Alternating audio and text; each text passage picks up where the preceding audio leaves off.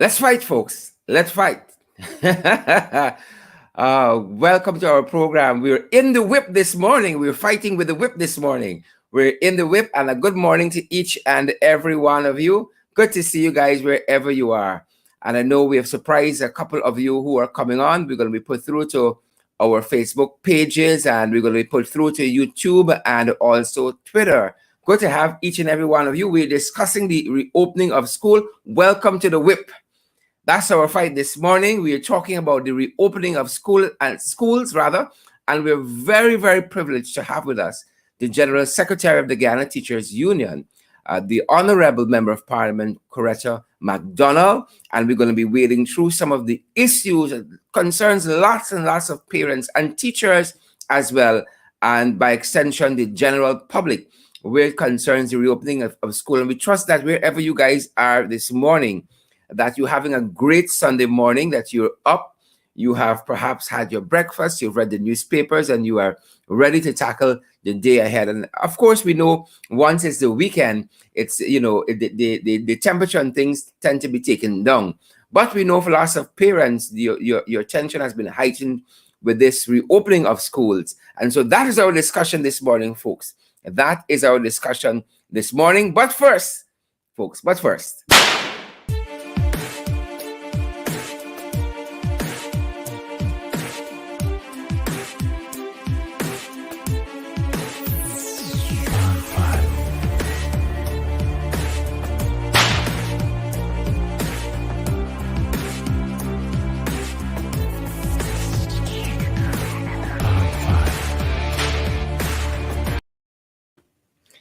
welcome back to the whip, folks. And as I said, I'm grateful and privileged to have with me this morning Coretta McDonald, the Member of Parliament, who is also the General Secretary of the Guyana Teachers Union.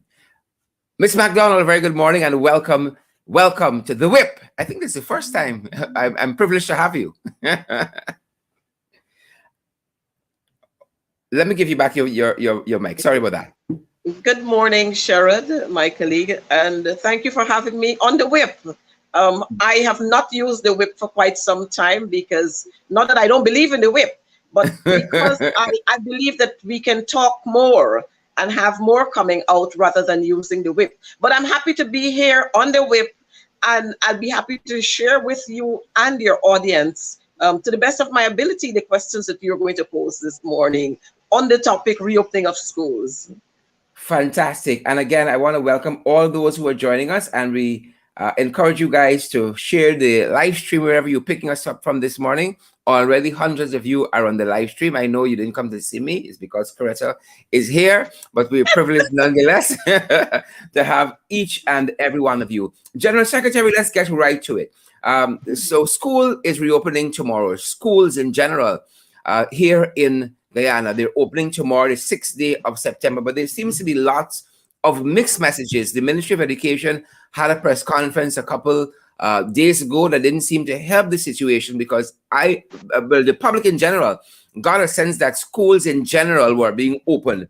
And I see here we have a post from the installed Minister of Education, which says, and I want to quote, "All schools open on the 6th of September. Open means different things and looks differently for each school. Not all schools open fully for face-to-face instruction. Some do and some open partially. Secondary schools in particular open for face-to-face instructions in accordance with the vaccination rollout at their school. So if school X got their vaccines on the 1st of September and are given the 28th of September as the date for their second dose, the children of school X who took their vaccines would be considered fully inoculated 7 days after the second dose, and will open for those students for face-to-face instruction at that time. School Y, however, took their first dose of vaccine on the 15th of September. They will open for face-to-face learning 15 days after school X. Online delivery of education will begin for all secondary schools on the 6th. So again, the press conference didn't seem to clarify much, because here's the minister have to come back and now try to clarify what this school opening on September 6th means. And again, it's different things to different school based on vaccination. What is your take, General Secretary? Sherrod, let me say to our audience out there, we know that quite a lot of our parents look forward to reopening of schools after your children would have been home for the August vacation, which is 2 months. In this instance, it has been an extended vacation, and no fault of the parents, no fault of the teachers. But it's because we are not operating in normal times, we would have had this issue pounced upon us, COVID. Now, our children have been at home, and parents are all excited at this time to have schools reopening their doors so that the children can be engaged in face to face learning with their teachers. But even with that, we have to be very mindful that COVID is still out there and we have to be careful. What we usually have happening with the reopening of schools is that you were going to have direct communication coming from the Ministry of Education. Direct communication in the form of a memo or a missive, letterhead and everything nice, and you have signatures at the bottom or a signature at the bottom. Now, the person who is authorized by law to declare open and closing of schools is the chief education officer. But I have seen of late, they installed Minister of Education. She's the minister, she's the chief, deputy chief, she's every single thing. And we are having more than confusion in the system right now, because all you're having, you got a big fancy press conference, but 3/4 of the press conference is based on Cheryl Duncan and Coretta McDonald, and there's little to say to the parents. And so parents are even more confused now than ever before. Now, we heard the article that you read just now, that was from Facebook, where a parent was asking a question. That was not something that was made, that was issued by the Ministry of Education. That was a response from a parent on Facebook. Now, is that the way we are going to operate in our schools? I want to say this now, and I'll continue to say it. The Ministry of Education, they have no plan, none whatsoever. When you tell people about individualized reopening, it means that you have no plan. Because if you're talking individualized reopening, it means everybody will be doing their own thing at their own time. But you know what is the danger in that? Is that our children, they have to write the same nationalized exams. They're not writing individualized exams. The same national exams they're going to have to write. Now, we have the ministry knew that they wanted to bring this Pfizer vaccine. Now, if you're going to bring this vaccine and you know that this vaccine has got to be administered in 2 doses, now you must have known beforehand the time frame within which you're going to be issuing these two. And so if you're going to launch the vaccine drive, then you would have been able to calculate, we give first dose day 1, second dose day 5.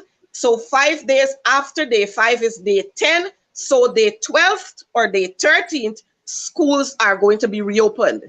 You knew that you were bringing these vaccines. Why this vaccine has not been able to be rolled out across the board? Why is it we starting here, then we jump then we jump back this side? You know, parents on the Essequibo Coast have complained that they went to the Essequibo Coast to administer the vaccine.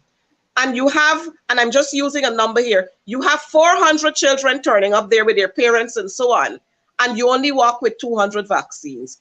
Are we making sense? Now, this whole rolling out of vaccine is just a big clumsy show that Priya likes to be on. She's not serious about what she's doing. She nor her government, they're not serious about what they're doing. Now, if we really wanted schools to be reopened, then we would have had a timetabled schedule of rolling out of vaccines. We would have had these vaccines being rolled out school by school by school, and not you have one school and 17 schools are in a cluster, or 10 schools are in a cluster, and all of those children are banking up there. As a matter of fact, yesterday I saw an article from a young lady where she was complaining bitterly, and she was saying, she was showing the crowd behind, and she was saying, well, while you're bringing your children to take the vaccine, you're giving them COVID at the same time because of the crowd that they have there. Now, are we really thinking about what we're doing? These people, they don't understand anything. They don't understand systems. They don't understand how to manage. They don't understand how to govern. What I know for sure is that they know fully well about how to thief. They know corruption good. That's what they know, and how to victimize people. But back to the reopening of schools. We are going to have quite a lot of confusion, because I notice now you're getting bits and pieces on Facebook here and there, and you're seeing head teachers are sending us little WhatsApp messages that they're receiving from their district education officers. Oh, your school would be doing this at this time. Your school is going to be engaged in the vaccine drive. Please ensure that your teachers are there to supervise, to put up the sections, to have the space for the lines, to have registration and who will collect names and so on. And teachers are kicking up about this, because teachers are saying, we are not health professionals. Why we must register students? Why we must do this? Why we must do that? They must get the health people to do that. Now you're asking us to come into schools to assist in that, but you put out a notice there that says, if I'm not vaccinated, I can't come to school on Monday. Yeah. But you want me to come to school before Monday or during the time that you're going to be rolling out the vaccines. It's okay for me to come to school. But when schools are actually in session, I can't come to school. That's one part of the issue. The other part of the issue that we have is this whole reopening of schools. I mean, all of us would like to have our school doors reopened and our children going out to schools. But while we are having this plan going forward, we need to have plan B and C, which is what the Ministry of Education don't have, because what we're having now is that we have seen our numbers, they have skyrocketed. And this is the COVID numbers, the COVID confirmed cases. Yes, we have seen the installed Minister of Health finally admitting that we have the Delta virus here and that it's affecting children. But yet, we don't have a plan B. We still want to open the doors of schools to push the children out. And you know what? We're having secondary schools doing online classes, but we're reopening primary schools, and we are even reopening Sherrod nursery schools. Yeah. Nursery schools, we're talking here about children who are going to be coming to school for the first time. 3-6, 3-9, 3-2.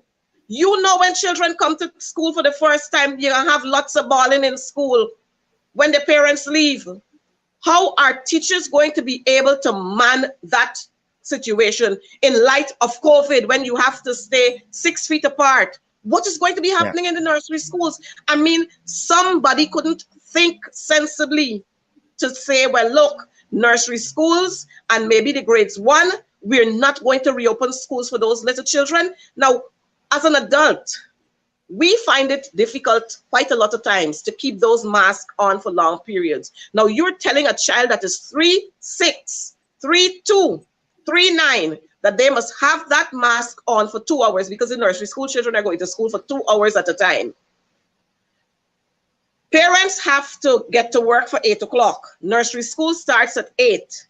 Parents have to come there to drop off their nursery school child. 2 hours after that, you have to return to pick up your child.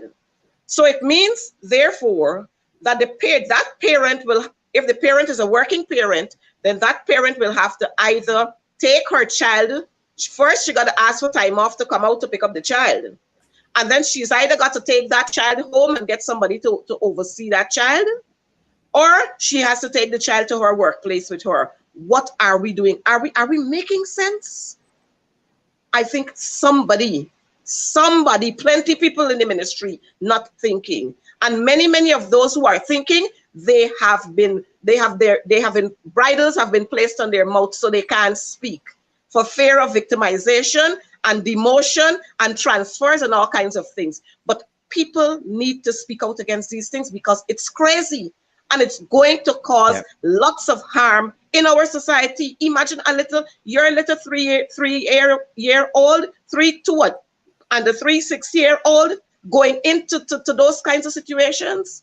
The other situation that we have is that the document has now said And it's enforcing the issue that if you don't have your vaccines and you don't have you don't have the test, you can't go into the school compound. Well, I'm waiting for tomorrow morning. I'm waiting for tomorrow morning because you know what? Our teachers have decided that we are going to rally around each other. We are going to rally around each other. And this is teachers across this country. Of course, we're not going to have all of the teachers on board, but many of our teachers have decided if my colleague cannot be allowed to come into school, then I will join my colleague on the outside.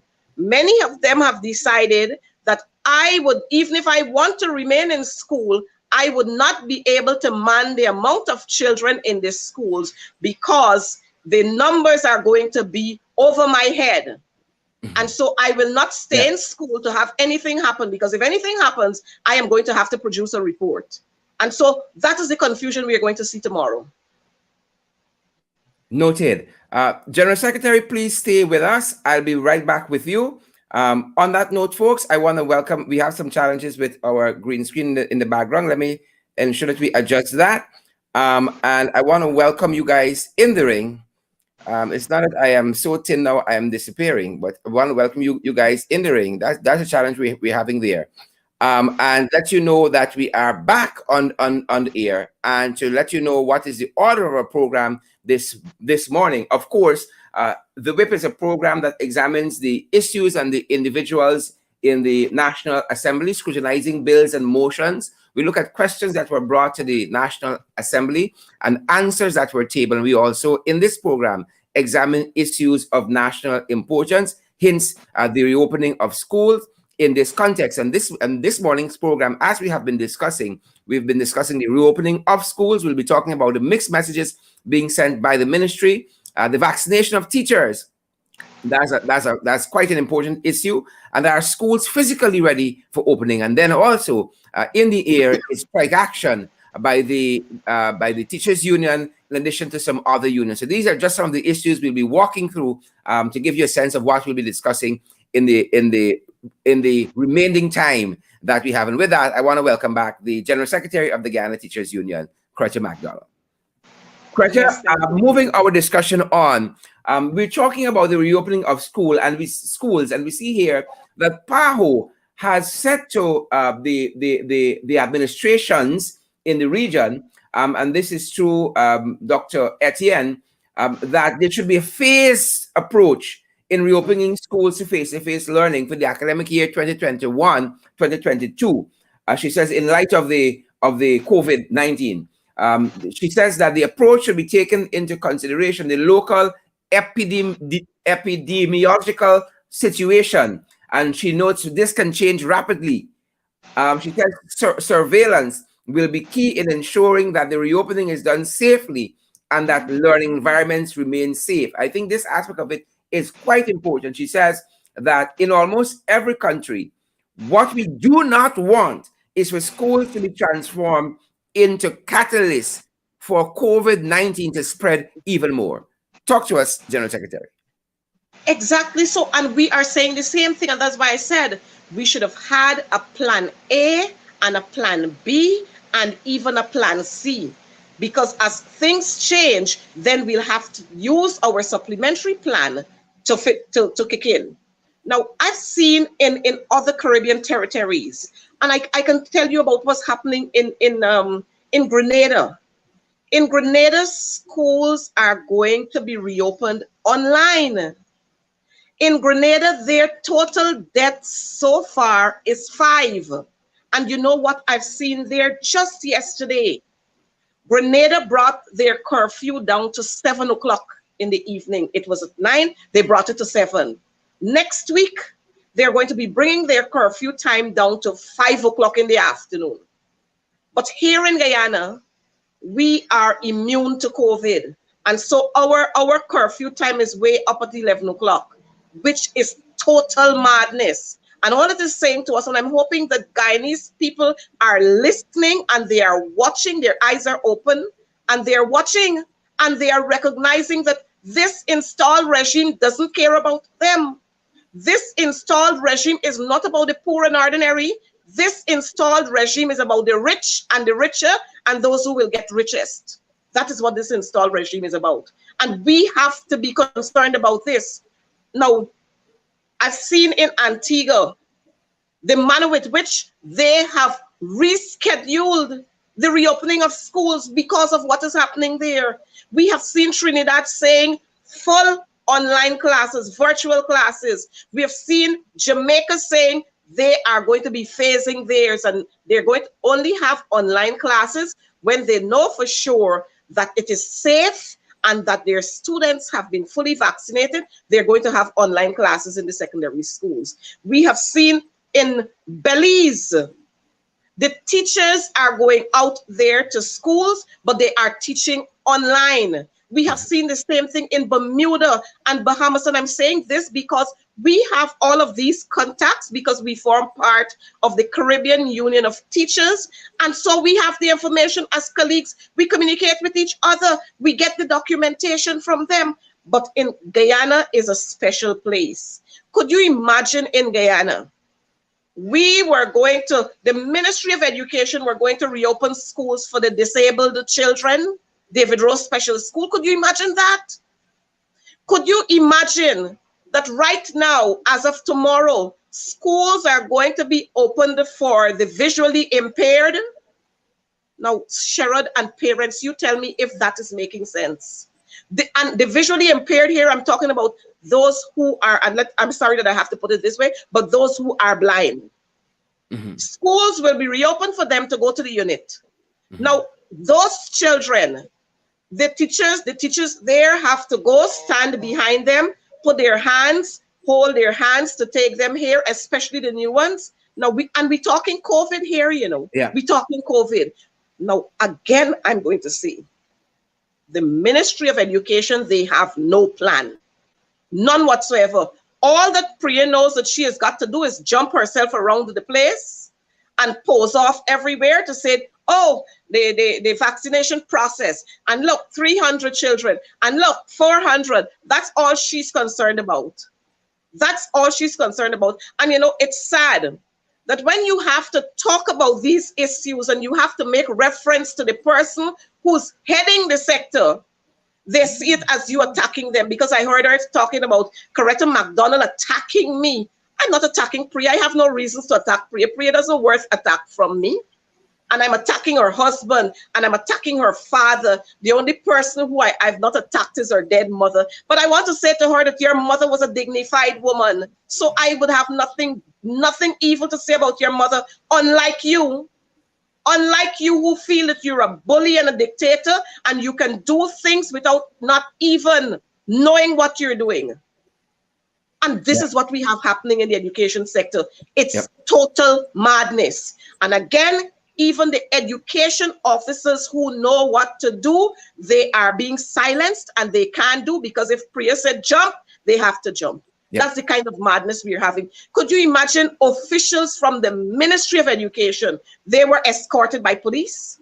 These are the people who got to put the systems in place, you know. They were escorted out of the offices by police. So you can understand clearly how these people feel about the ordinary Guyanese man and woman. They don't General have time. Secretary McDonald, what you've said there, it seems strange that the Minister of Education seemed to not to like criticism, even though, for instance, the strategic plan for education, this 21 to 2025 strategic plan, talks about improving governance and accountability. She doesn't seem to like accountability and anybody who's critical of education. That being said, we see them as saying that over 50% of teachers have been vaccinated. They seem to be this push to want to reopen schools. They want to show the status quo stands. Everything is normal under their administration. And so 50%, according to them, you might know differently, of teachers have been vaccinated. You now have lockouts of teachers happening. And then former Minister of Health, Dr. Leslie Ramasamy said recently, apparently teachers favor the Pfizer vaccines. If you all want Pfizer vaccine, maybe you all can go and source it for the government. What do you make of all of this? I've been saying all along, Leslie is a geriatric, and I will continue to say that. Because, you know, the thing is, while we ought to be serious about this whole vaccination process, we taking this thing too thin and too personal. Now, if teachers are saying, I prefer to have this vaccine, mind you, you are telling us that we have to be vaccinated. And if teachers are saying, well, look, we prefer to go this way. We don't want the Sputnik. We don't want AstraZeneca. We don't want Moderna. We don't want that one. We want this one. Now, that's your response to the educators.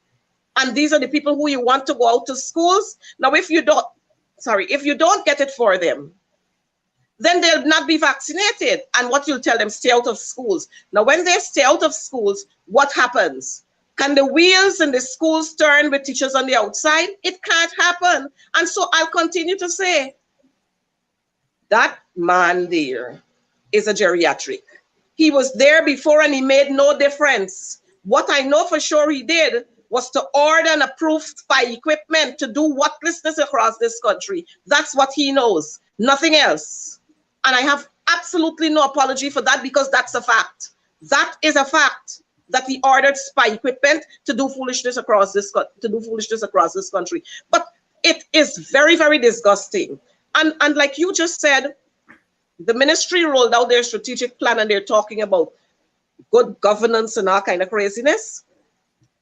Yes, good governance on paper, fancy talks on paper, but you don't have that, because as the GTU, as a major stakeholder in education, every time we have to critique anything coming from the Ministry of Education, people take it personal. And that should not be. That should not be. We went out there, we were with the Ministry of Education. A week and a half ago, we were supposed to be planning, as a matter of fact, I think it might have been 2 weeks, we were supposed to be going out to schools to check on the readiness. And I'm saying that to say GTU is all about education. We are all about vaccination, but we are saying no to forced vaccination. We are all about this process. We are all about our children's education. But in all of this, we have to ensure that not only our teachers are safe, but that our children are safe.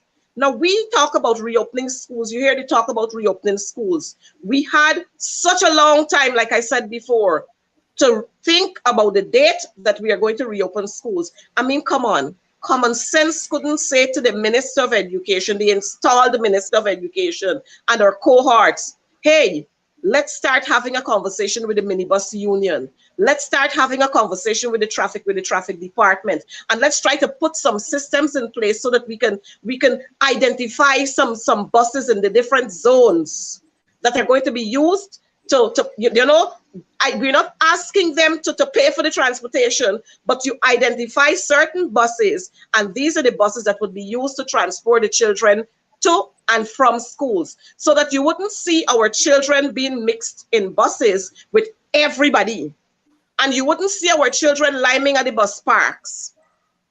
But we have special buses that would have been identified. On the East Bank, you have special, but not special, but particular 42 buses that will man that route.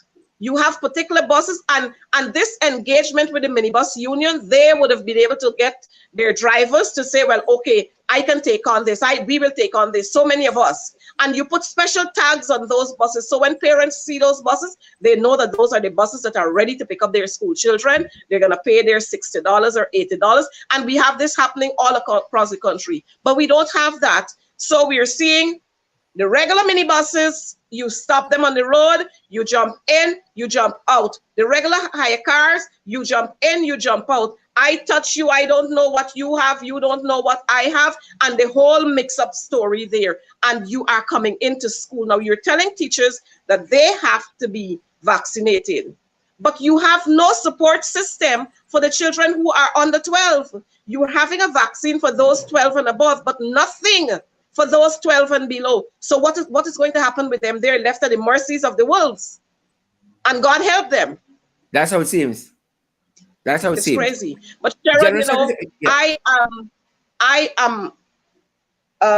I'm not an illiterate parent. I'm a literate parent.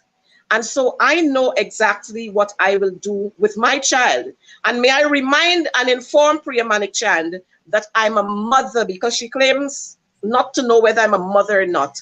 I'm a mother of 2 boys, 18 and 6 years old.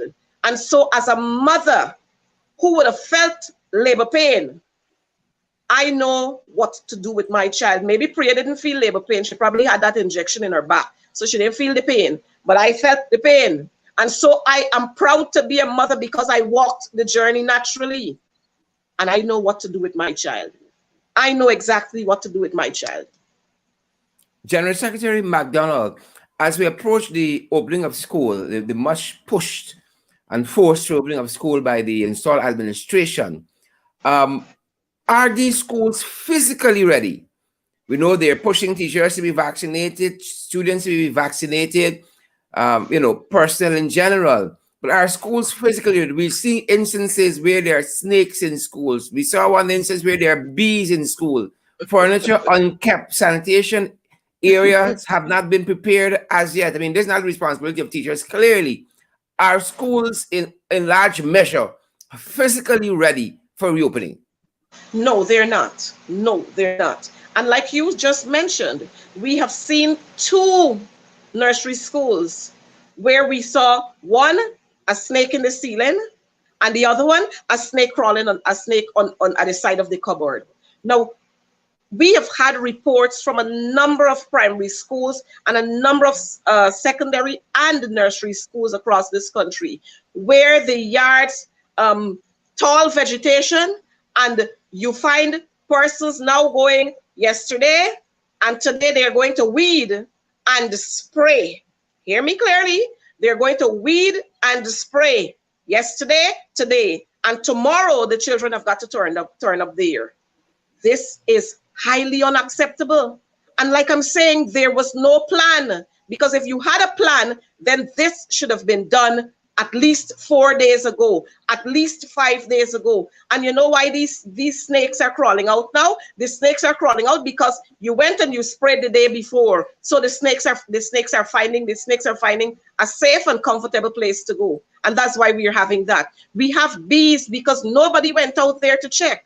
And like I started saying earlier, the GTU and the ministry was on the verge of going out there into schools, checking on the readiness of schools. We had an entire checklist there with about 30 issues where you had to tick off adequate, not at all, and then you had remarks column. But by the time we started that program on the first day, the Ministry of Education, in their deceitful way,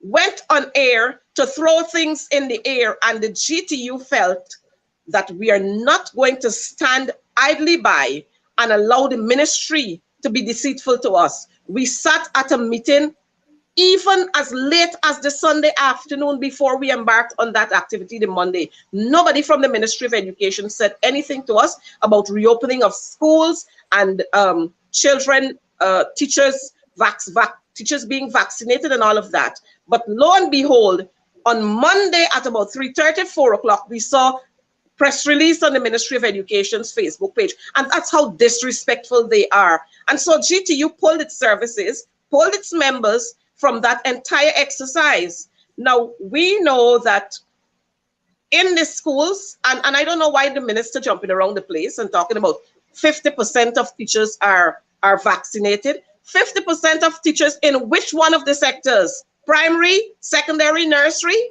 Give us the percentage per level, and you'll see exactly where and that's what she doesn't want to do, because you'll see clearly that most of the teachers I should tell you about who are fully vaccinated are the nursery schools, where you have, in some nursery schools, you have 3 staff.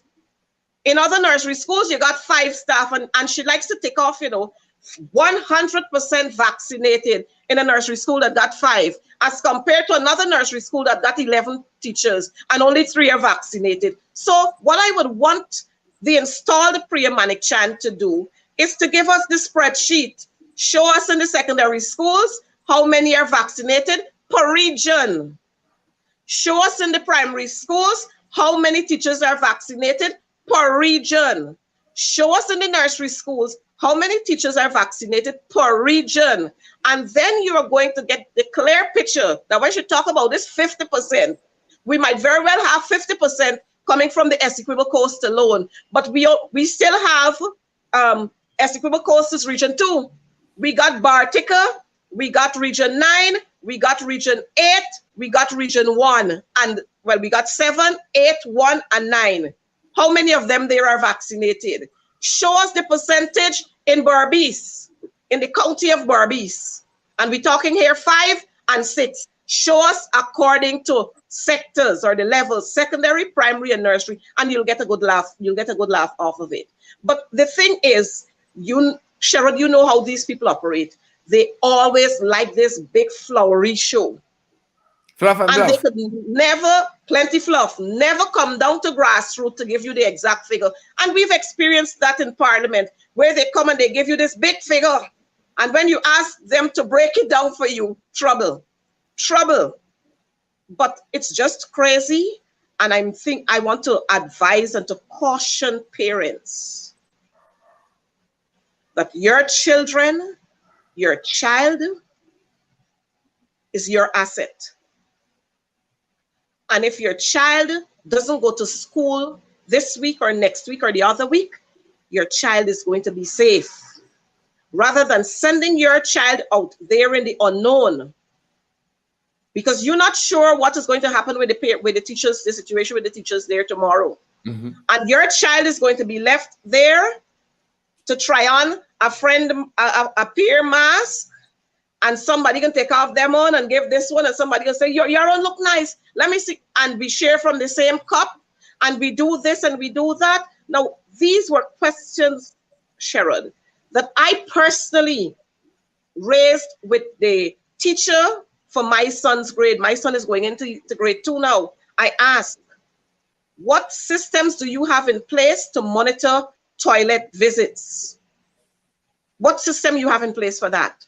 How many cleaners do you have? Are the toilets going to be sanitized after every use, or you're going to wait for 15 minutes and then you sanitize? In that time, 6, 7, 8, 9 children don't collect the virus, right? You know that. I ask, who will be supervising the children during their lunch break and during their mid-morning break? What happens? Or is it that you are going to have them stuck in the classroom? How do you mark my child's book? How do you give guidance to my child to say whether my child is copying correctly from the board? Because mind you have to stay a distance apart. So how are you going to see clearly in my child's book whether my child is forming the letter properly or not forming the letter properly? And if my child doesn't write for that morning, what happens? Because you can't pull my child close to you to get him to stand up there to write. What happens there? When my child is out, because my child is supposed to be going for 2 days, when my child is out for those 3 days, because up to now we don't know what is happening with Friday.